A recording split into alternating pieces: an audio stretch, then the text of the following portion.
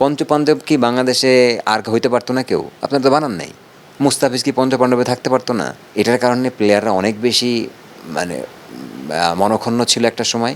কারণ মাঠের আগে আমরা দেখতাম যে স্যান্ড থাকতো, ওর ভিতরে কেঁচোর একটা কি বলে ওই যে মাটি উঠাইতো খেলার মাঠে, জায়গায় জায়গায় দেখা যাচ্ছে বল পড়লে ওখান থেকে বল আর মুভ করতো না। এই জিনিসগুলো টোটালি দেখলাম যে মাঠ অনেক ফাস্ট হয়ে গেছে। গামিনী আমি তার এনিমি না, আমি তো জানতাম যে গামিনীর আম্পায়ার থেকে সে কিউরেটার হয়ে গেছে। আমরা অস্ট্রেলিয়া ইংল্যান্ডের সাথে ওই সময় যে উইকেটে টেস্ট খেলেছি, এটা কোনো উইকেট না।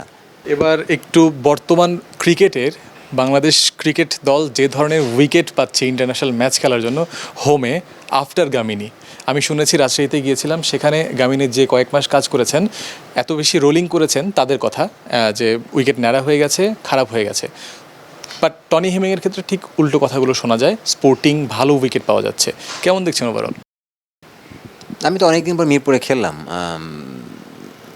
তো আউটফিল্ড বলেন বা উইকেট বলেন, এভরিথিং ইজ ভেরি গুড। মানে মনে হচ্ছে যে মাঠের একটা মানে প্রাণ ফিরে পেয়েছে। কারণ মাঠের আগে আমরা দেখতাম যে স্যান্ড থাকতো, ওর ভিতরে কেঁচোর একটা কি বলে ওই যে মাটি উঠাইতো খেলার মাঠে, জায়গায় জায়গায় দেখা যাচ্ছে বল পড়লে ওখান থেকে বল আর মুভ করতো না। এই জিনিসগুলো টোটালি দেখলাম যে মাঠ অনেক ফাস্ট হয়ে গেছে। মাঠ সারাদিন মাঠে দাঁড়ায় থাকলেও আপনি টায়ার্ড হবেন না, এমন একটা অবস্থা করছে। এটা ভালো। বাট গামিনীর ক্ষেত্রে যে আমি এগেন বলি যে গামিনী আমি তার এনিমি না বা আমি তার না, বাট আসলে গামিনী কি আসলে সে ক্রিকেটার ছিল কি না, এটা তো আমাদের একটা দেখার বিষয়। আমরা তাকে কীভাবে রেখেছিলাম। আমি তো জানতাম যে গামিনীর আম্পায়ার থেকে সে কিউরেটার হয়ে গেছে। এটা বাংলাদেশে সম্ভব ছিল যে বাংলাদেশেই এতদিন ধরে থেকে সে চাকরিটা চালিয়ে গেছে। পৃথিবীর অন্য কোনো দেশে মনে হয় এটা সম্ভব ছিল না। সো ওর ভিতরে আমরা অনেক কিছু পেয়েছিলাম, যার জন্য হয়তো বা ওর এতদিন রেখেছি। 5+ স্টার রেটিং প্রাপ্ত দেশের সর্বোচ্চ বিদ্যুৎ সাশ্রয়ী ওয়ালটন এসি। স্মার্ট কমফোর্ট এখন নেক্সট লেভেলে। একটা জিনিস আমরা শুনেছি, সাকিব আল হাসান বলেছিলেন মিরপুরে যদি কেউ টানা 20-25টা ম্যাচ খেলে লাইফ ক্যারিয়ার শেষ হয়ে যাবে। লিটন দাসও একই ধরনের কথা বলেন। বাংলাদেশের টোটাল স্পেশালি ব্যাটসম্যান যারা রয়েছেন, অধিকাংশ ব্যাটসম্যান এই কথাই বলতেন। এখন যখন এই ধরনের উইকেট দেখছেন, আফসোস কি হয় যে প্লেইং লাইফে এমন কিছু পান নাই? অবভিয়াসলি, কারণ আমাদের ওয়ান ডে অ্যাভারেজ বলেন, টেস্ট অ্যাভারেজ বলেন, আমি মনে হয় যে এখনকার মতো উইকেট যদি থাকতো, আমাদের হয়তো আরও 3 থেকে 4টা অ্যাভারেজ, তার গড় অ্যাভারেজ বেশি থাকতো। অ্যাটলিস্ট 35 বা 37 এরকম থাকতো। সো এটা অবশ্যই আমরা মিস করি। কারণ আপনি যদি দেখেন যে আমরা অস্ট্রেলিয়া ইংল্যান্ডের সাথে ওই সময় যে উইকেটে টেস্ট খেলেছি, এটা কোনো উইকেট না।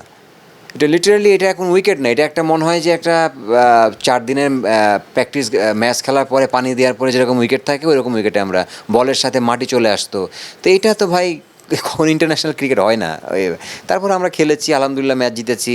বাট আপনি ওই সময় 50 রান করা মানে হচ্ছে যে এখানে 150 রান করা। সো একটা প্লেয়ারের আলটিমেটলি দিন শেষে তো আপনার কেরিয়ার তো এটা অ্যাড হচ্ছে, আপনি কত রান করছেন, কত রান মাইনাস করতেছেন, আউট হচ্ছেন কতবার। তো ওই দিক থেকে বলবো যে এরা যখন খেলতেছে এরকম এনভায়রনমেন্ট থাকলে অবভিয়াসলি তো সেই টাইমে আরও আমাদের অ্যাভারেজগুলো ভালো থাকতো। আপনি যেমন মাত্র একটা বললেন যে 150-র সমান 50 করলে, সেখান থেকে মনে পড়লো আপনারও কিন্তু পাকিস্তানের এগেনস্টে 150-র একটা ইনিংস আছে, তামিমের সাথে বিশাল একটা জুটি। সেটার কথা কি আদৌ সেভাবে মানুষের মাথায় আছে, মনে আছে? আছে, মাথায় আছে। এখনও দেশের বাইরে অস্ট্রেলিয়াতেও আমাকে অনেকেই বলে যে ভাই আপনার ইনিংসটা খুব দেখার মতো ছিল, আপনি দারুণ খেলেছিলেন, আপনি আর তামিম ভাই, যে ওই রকম একটা হিস্ট্রিক্যাল টেস্ট ম্যাচ আপনারা ড্র করেছেন। এগুলো ভালো লাগে। মানুষ যারা ক্রিকেট বোঝে বা যারা ক্রিকেট নিয়ে চিন্তা করে, বাংলাদেশ ক্রিকেট নিয়ে, তারা কিন্তু কথা প্রত্যেকটা খেলাই মনে রাখে।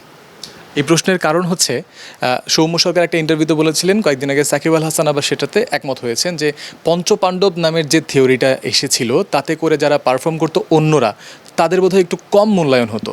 এটা 100%। এটা তো পঞ্চপাণ্ডবরা বানায় নাই। কারা বানাইছে? আপনারাই বানাইছেন। তো আপনারা কেন বানাইছেন ভাই? পঞ্চপাণ্ডব কি বাংলাদেশে আর হইতে পারতো না কেউ? আপনারা তো বানান নাই। মুস্তাফিজ কি পঞ্চপাণ্ডবে থাকতে পারতো না? ওর মতো স্টার কে আছে বাংলাদেশে? ওর মতো পারফর্মার কে আছে আপনি মানে বলেন তো? সাকিবের পরে মানে সাকিব হচ্ছে সে ব্যাটিং বোলিংয়ে হিসাবে, আর অ্যাজ আপনি ফাস্ট বলার হিসাবে যদি দেখেন, মুস্তাফিজের মতো বলার কে আছে? আমরা কি তাকে বানাইতে পারছি? এটা আসলে একটা মিডিয়া হাইপ।